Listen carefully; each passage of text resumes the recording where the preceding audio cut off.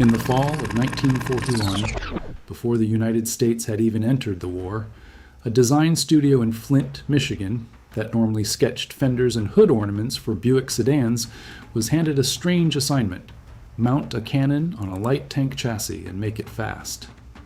The studio belonged to Harley Earl, already the most famous automotive stylist in America, the man who had essentially invented the modern concept of a styling department at General Motors in the 1920s, pioneered the annual model year redesign that would define Detroit for the rest of the century, and would go on after the war to give American cars their signature tailfins, a look he later credited to the twin-boom tail of the Lockheed P-38 Lightning fighter. His team went to work that autumn, bolting a closed turret with a 57mm gun onto a light tank hull. Under project motto, General Motors' publicity department would later stamp onto recruiting material: seek, strike, destroy. Earl's own studio didn't stop at the vehicle's shape either. The same shop contributed to early Army camouflage paint pattern research and designed the small Hellcat cat's head logo painted on the vehicle's front corner, along with the shoulder patches later worn by tank destroyer crews themselves.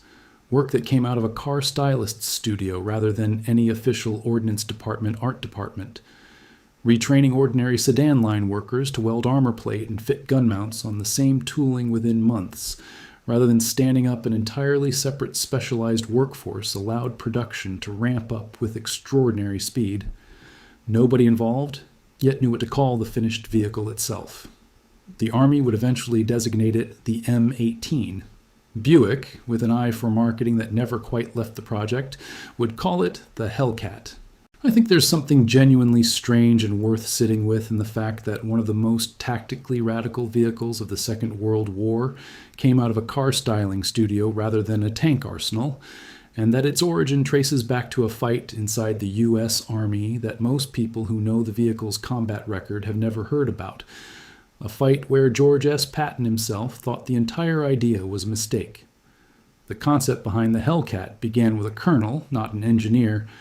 Andrew Davis Bruce was born in St. Louis in 1894 and grew up in Texas, graduating from Texas A&M in 1916 before entering the Army the following year.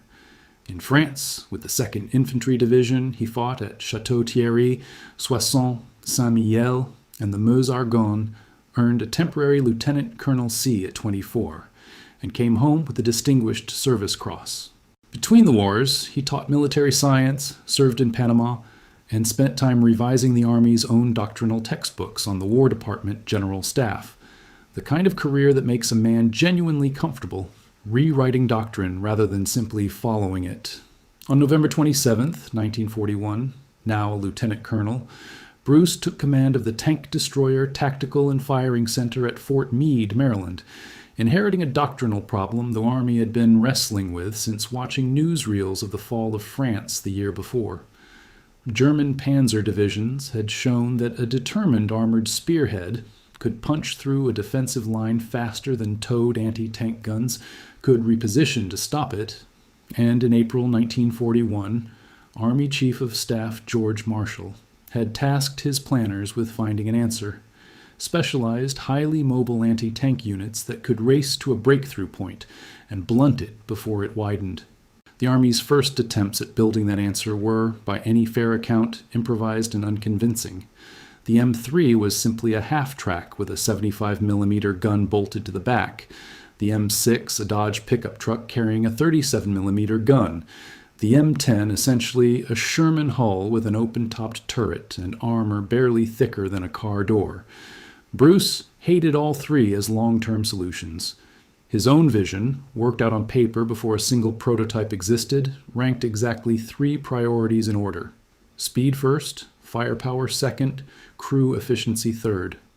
Armor, the single value German engineers had spent the entire war chasing upward generation after generation, came at a distant fourth, deliberately, almost provocatively, sacrificed on purpose. Bruce's own phrase for the concept, according to officers who served under him, was that a tank destroyer should be a cruiser rather than a battleship.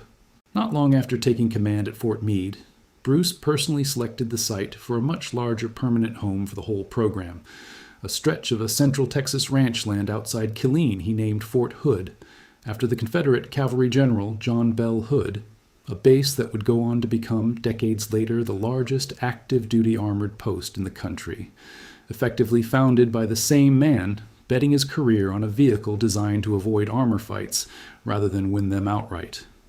Not everyone in the Army agreed, and the disagreement went all the way to the top of American armored doctrine.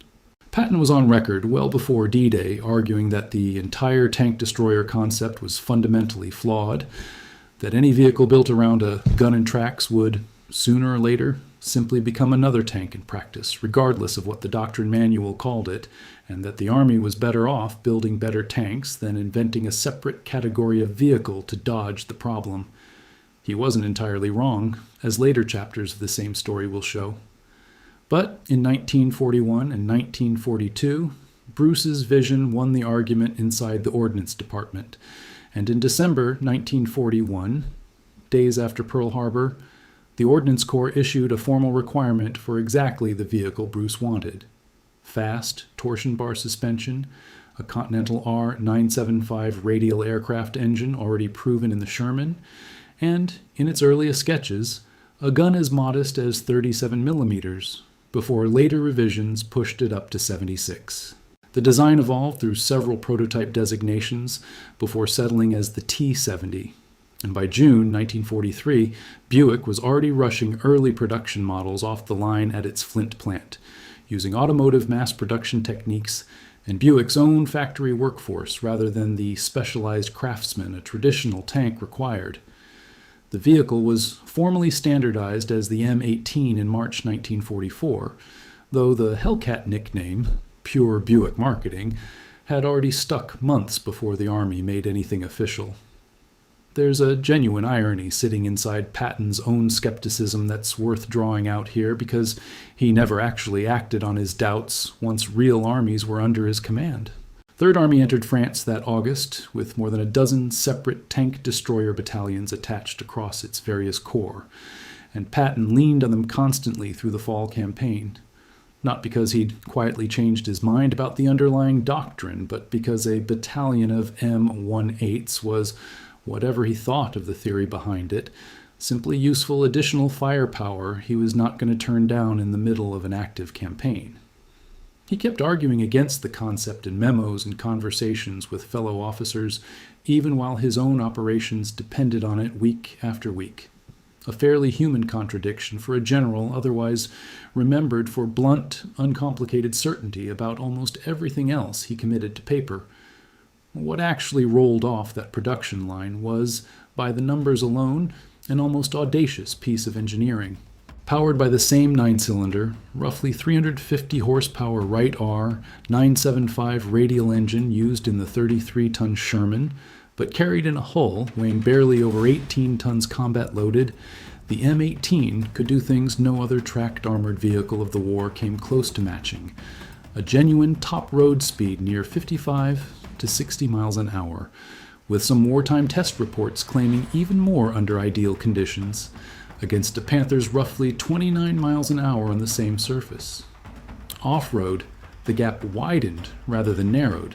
An M18 could sustain something like 26 to 40 miles an hour across broken ground that would force a Panther down to walking pace or risk throwing a track entirely. None of that speed was an accident of one clever part. Buick engineers built the M18 around a torsion bar suspension at a moment when German tanks still largely relied on older leaf spring and interleaved road wheel systems that punished speed over rough terrain, paired it with an automatic transmission adapted directly from Buick's own civilian car line, letting drivers concentrate on steering and terrain rather than double clutching through a manual gearbox the way every German tank crew had to, and mounted the entire engine on steel rollers so a maintenance crew could disconnect it from the transmission, roll it out the lowered rear deck, service it, and reconnect it in a fraction of the time a Panther's cramped hand-fitted Maybach engine demanded for the same job. Beyond raw speed, several smaller design choices multiplied the M18's effectiveness in ways that rarely make it into the vehicle's popular reputation.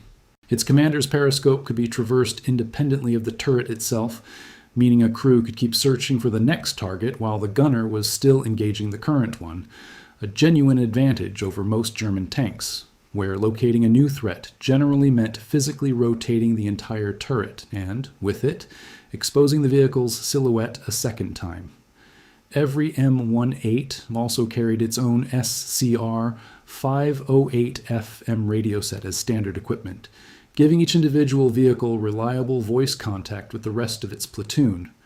German tank platoons in 1944 typically shared a single radio between several vehicles, with the rest relying on signal flags or prearranged maneuvers worked out before an engagement ever began, which meant an M18 platoon could improvise and redirect itself in real time in a way most German formations simply couldn't match once the shooting actually started.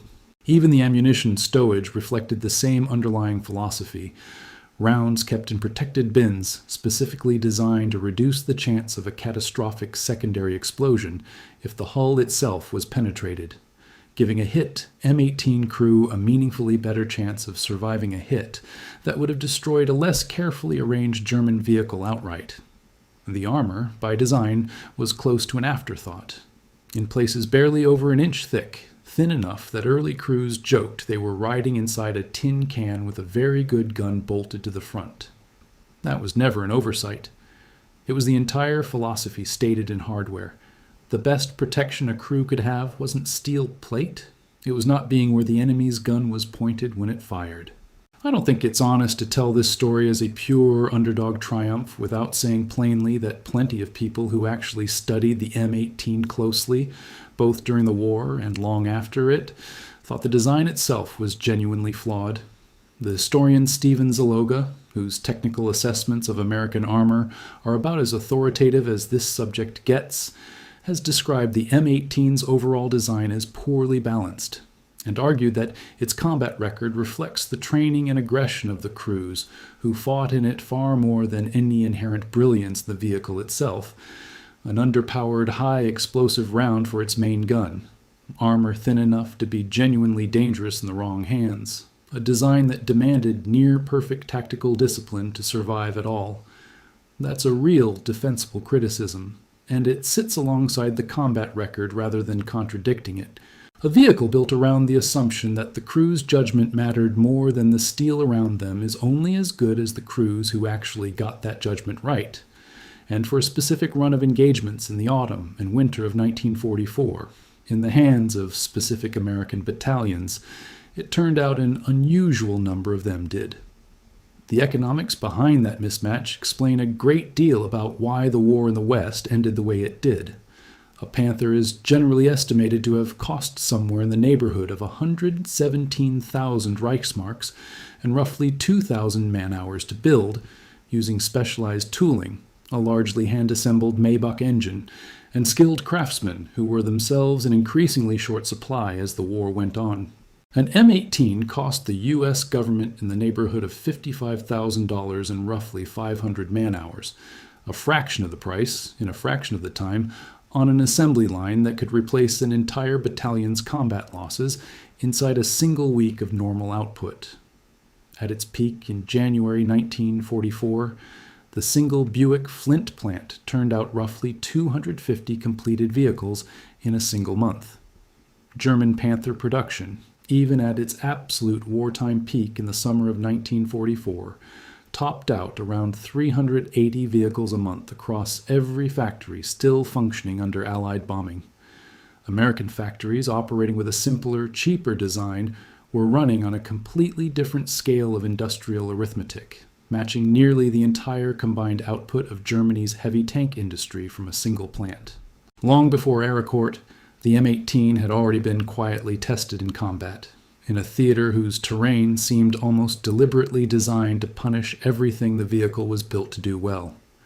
In the spring of 1944, 5 early T-70 models, the pre-standardization designation the M18 carried before its official adoption, were shipped to the 894th Tank Destroyer Battalion holding the Anzio beachhead in Italy, a cramped, mountainous, narrow-roaded theater about as far from the open tank country of Lorraine as the European war offered.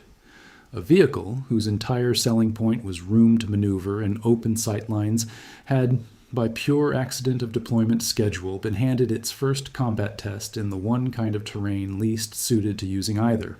It performed well enough anyway that German defenders in the sector reportedly found the new vehicle's speed and gun genuinely unsettling even under those cramped conditions, though the lessons from those early Italian engagements never traveled far.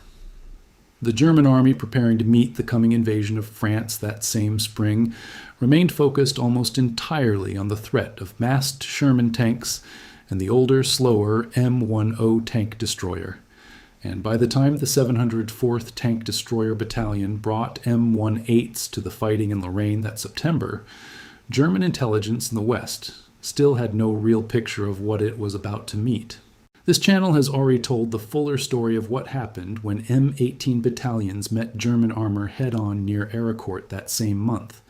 A sudden fog-shrouded engagement where a handful of Hellcat platoons inflicted wildly disproportionate losses on fresh Panther brigades that outgunned and outarmored them on paper, and where Hasso von Manteuffel himself eventually issued instructions, essentially conceding the point.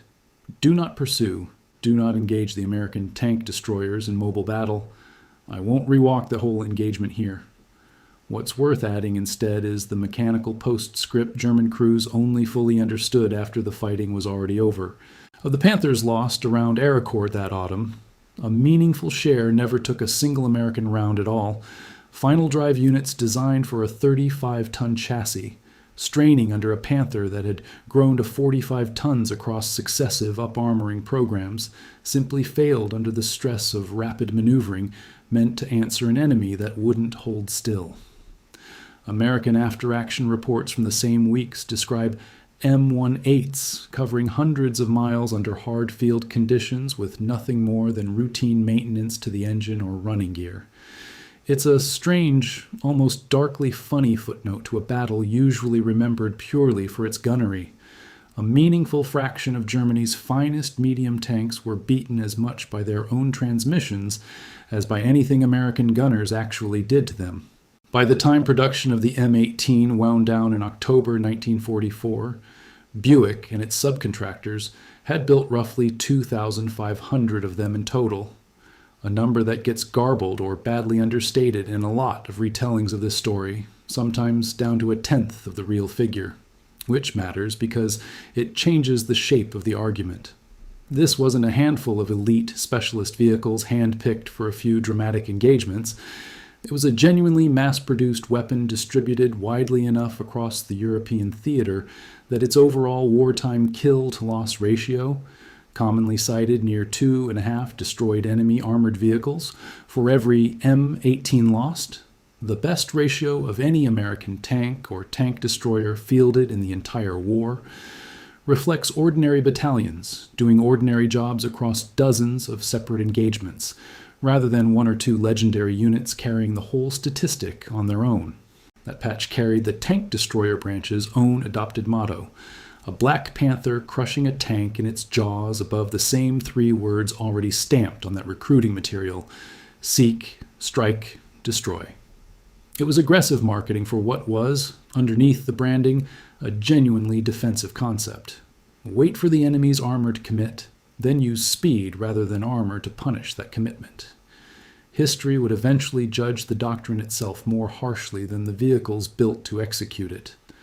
The Army's own post-war analysis of the entire tank destroyer concept concluded that the pure doctrine, held in reserve, waiting for a concentrated enemy armor, thrust worth answering, had rarely played out on the battlefield the way Bruce's original planning assumed, and the tank destroyer branch itself was formally disbanded in 1946, its remaining vehicles and personnel folded back into conventional armor and infantry formations.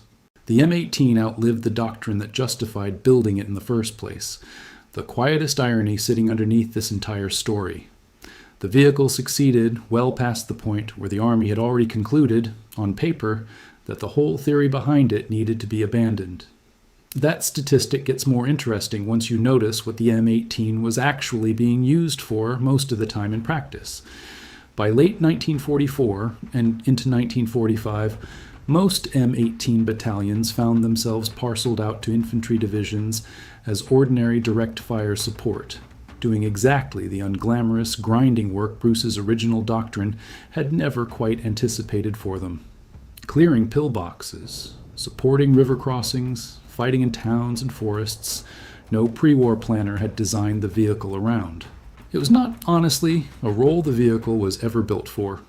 Its 76mm gun, excellent against armor, fired a genuinely disappointing high-explosive round by the standards of 1944, light on actual explosive filler compared to the shells carried by Sherman-mounted 75mm guns, which meant Hellcat crews called in against dug-in positions or buildings were, by most crew accounts, noticeably less effective in the improvised role than an ordinary Sherman platoon would have been. Even performing it anyway, well outside its intended specialty, the M18 kept its reputation. In December 1944, when the German Ardennes offensive hit the thin American screen holding the northern approach to Bastogne, a scratch force built around Team Desaubry of the 10th Armored Division held the village of Noville against the leading edge of the 2nd Panzer Division for the better part of 2 days, reinforced by only 4 Hellcats of the 705th Tank Destroyer Battalion, in what remains one of the few clearly documented instances where the M18's advertised top speed was actually used the way its designers imagined, racing ahead of an advancing German column to occupy a blocking position before the Germans themselves could reach it. That stand fed directly into the wider defense of Bastogne, proving that the same vehicle built for one specific tactical fantasy could quietly succeed in a completely different and far less glamorous role a few months later. Even a handful of M18s ended up on the other side of the war entirely. German forces occasionally captured disabled or abandoned Hellcats intact enough to press into limited service themselves, following the same improvisational habit that saw captured Shermans and Jeeps pulled into German inventories throughout the war, though never in numbers significant enough to matter tactically, and never with any indication German crews found the little American vehicle worth the trouble of maintaining once its ammunition ran out. The men who actually crewed these vehicles came into the tank destroyer branch through a training pipeline built specifically around Bruce's own priorities. Recruits at Fort Hood were drilled relentlessly on gunnery from unconventional angles and rapid displacement after firing, on the theory that a crew's reflexes mattered more than their armor ever would. And unit histories from several Hellcat battalions described training exercises that looked almost more like flanking maneuvers in a cavalry manual than anything a conventional tank crew of the period would have recognized as standard practice. That training culture shows up clearly in the battalions that perform best in combat. Crews who had genuinely internalized the idea that stopping to trade shots with a Panther was close to a fatal decision, and who treated displacement after firing as automatically as loading the next round. Individual crews within the units that fought at Aracourt went on to become something close to legends within the tank destroyer branch itself, even if their names never reached wider public memory the way Sherman or fighter pilot aces sometimes did. Non-commissioned officers who destroyed half a dozen or more German tanks across a single autumn's fighting were held up afterward in unit training materials as the standard every new Hellcat crew was expected to study and imitate, not for any single dramatic kill, but for the discipline of firing from concealment, displacing immediately, and refusing to let a single successful shot tempt them into a second one from the same position. That specific habit, more than raw courage or marksmanship alone, is what separated the battalions with genuinely exceptional kill ratios from the ones that simply performed adequately, and it maps precisely onto the doctrine Bruce had sketched on paper back at Fort Meade in 1941, years before any of those crews had ever seen a Panther in the flesh. By March 1945, at Remagen, M18 battalions were again among the first American armor across the Rhine once the Ludendorff Bridge was found intact and unexpectedly still standing, using the same raw speed that had unsettled German crews in Lorraine the previous autumn to establish a bridgehead perimeter before German reinforcements rushing to contain the crossing could organize a coherent counterattack. The M18's reputation held even against Germany's absolute heaviest armor. When elements of an SS Panzer Brigade reinforced with King Tiger tanks attempted to retake ground around Ericourt in mid-October 1944, weeks after the original engagement, the same basic mismatch repeated itself in an even more extreme form. The King Tiger was, on paper, close to unbeatable, nearly 70 tons, frontal armor thick enough that an M18's own 76mm gun struggled to penetrate it head-on at any practical range, and a top road speed barely above 15 miles an hour that made it, in absolute terms, one of the slowest armored fighting vehicles either side fielded in the entire war. Its turret traversed even more sluggishly than a Panther's, and Hellcat crews simply used the same tactics that had worked weeks earlier at greater extremes: circle wide, find the thinner side and rear plate, fire, and displace, before the Tiger's turret had finished swinging toward the muzzle flash. A machine built to be functionally unstoppable in a straight fight turned out to have no real answer at all for an opponent who refused to stand in front of it. Before any of that Yugoslav afterlife began, the M18 itself saw a second round of American combat use in Korea, 5 years after Germany surrendered, fighting an entirely different kind of armored opponent. Against North Korean T-3485s in the war's opening months, the same speed-over-armor logic that had worked in Lorraine proved considerably less decisive. Korean terrain offered nowhere near the open maneuvering room Lorraine had, and M18 units there fought largely as ordinary supporting guns, rather than as any specialized doctrine in action. It performed adequately in that reduced role without ever recreating the specific tactical drama of 1944, which is itself a quiet data point worth noting. The M18's real advantage had never been the gun or the armor in isolation, but the open ground and the doctrine built specifically to exploit it. Remove either one, and the vehicle became simply an adequate tank destroyer rather than a genuinely revolutionary one. What I find most interesting about this story, though, isn't the combat record at all. It's what happened to the vehicle and to the argument behind it once the shooting actually stopped. The M18's chassis outlived the war by years. Roughly 650 early production hulls were converted during the Korean War into the M39, an open-armored utility vehicle, with the turret simply removed and bench seating fitted for up to 8 men. A battlefield taxi built on the bones of a tank destroyer, proof the underlying platform had real value even once its original gun and mission were stripped away entirely. The stranger afterlife belongs to Yugoslavia.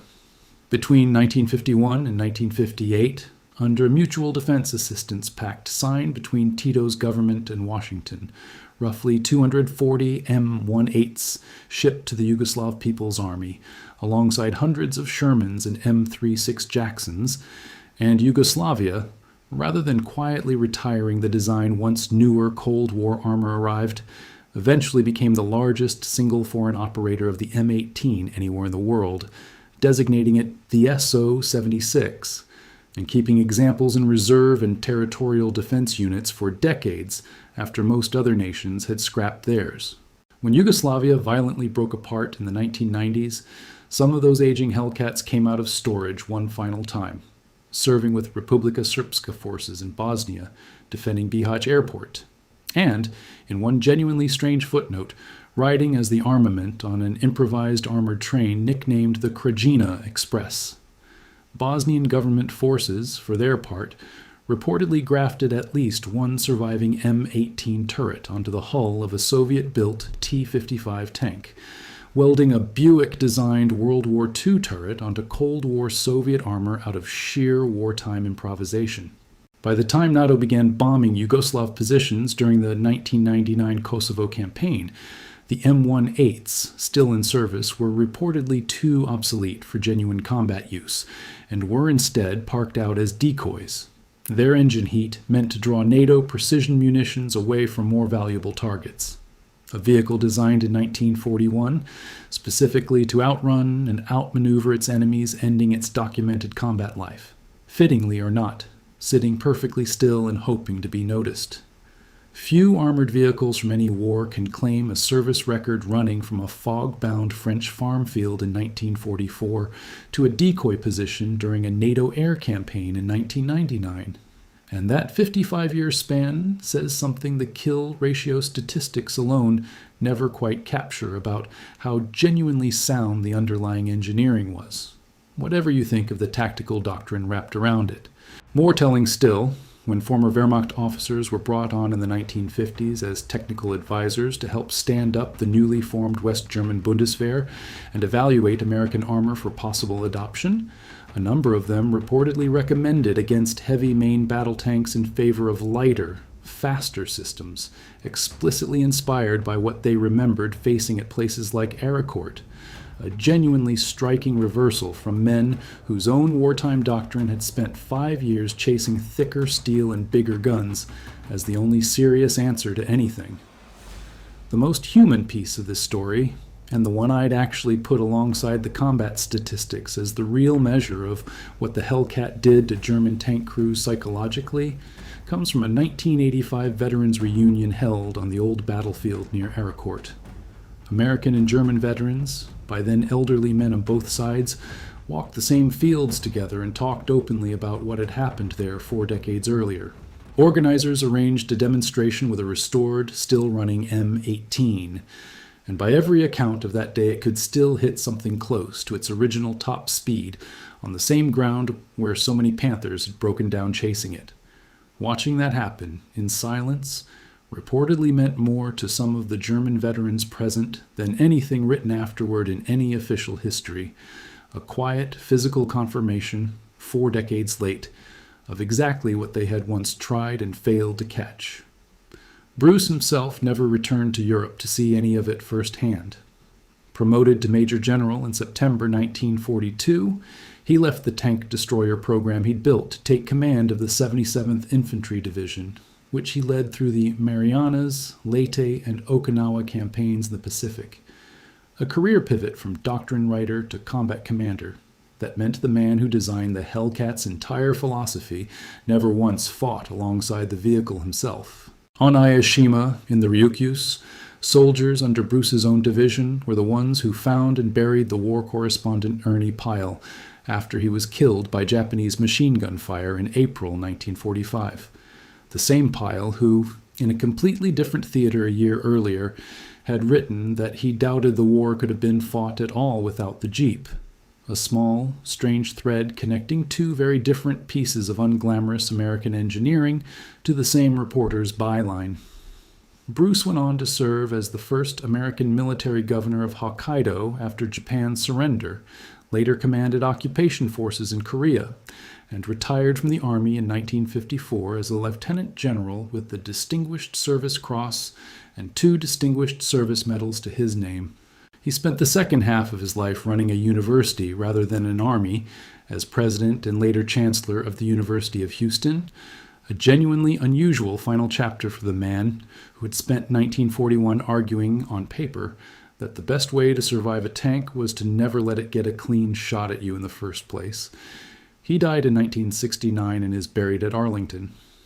If you had a relative who crewed a tank destroyer anywhere in this war, Hellcats, Wolverines, or any of the other stopgap designs that came before them, I'd genuinely like to hear whatever they told you about it in the comments, because most of what actually happened inside those thin-skinned vehicles never made it past a unit diary, let alone into a book.